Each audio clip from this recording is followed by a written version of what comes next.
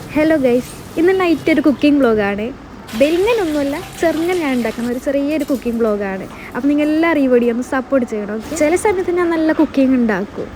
എനിക്ക് മൂടുള്ള പോലെയാണ്. മൂടില്ലെങ്കിൽ ഞാൻ എന്തും ഉണ്ടാക്കില്ല, എല്ലാം ഉമ്മാണ് ഉണ്ടാക്കുന്നത്. പക്ഷേ ഇന്ന് രാത്രി ഞാൻ വിചാരിച്ചു ഞാനേ ഉണ്ടാക്കാനാണ്. രാത്രിക്കായിട്ട് എടുക്കുന്നുള്ളത് ദോശയാണ്. അപ്പോൾ ദോശയ്ക്കുള്ളത് മാവെല്ലാം റെഡി ആയിട്ടുണ്ട്. അപ്പം ചൂടുന്ന അതേ ചെറിയൊരു ഗ്യാപ്പിൽ ഞാൻ പോയി ചായ കുടിക്കാൻ വേണ്ടി പോയി.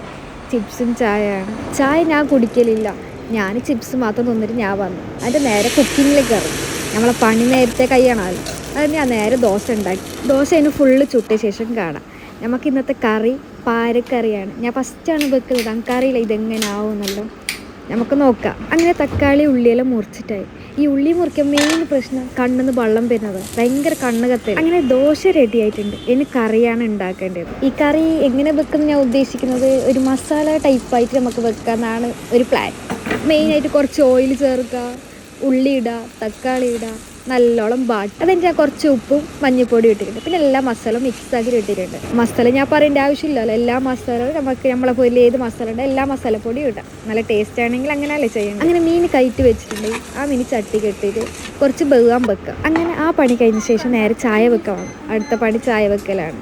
അങ്ങനെ ഞങ്ങളെ കറി റെഡി ആയിട്ടുണ്ട്. നോക്കിയേ, നല്ല തളുക്കുന്നുണ്ട് കറി. അങ്ങനെ ഞങ്ങളെ കുക്കിംഗ് പരിപാടി എല്ലാം കഴിഞ്ഞു. ഇനും പാത്രം കഴുകാനാണ്. ഈ പാത്രം കഴുകാൻ എനിക്ക് എന്തോ ഒരു ബേനപ്പം. പക്ഷെ ഞാൻ കയ്യല്ലേ മതിയാവും. ഞങ്ങൾ ചായ റെഡി ആയിട്ടുണ്ട്. ഞാൻ ഉണ്ടാക്കിയ അപ്പം റെഡിയായി. മീൻ കറി തളിക്കുന്നുണ്ട്. അപ്പോൾ എല്ലാം റെഡിയാണ്.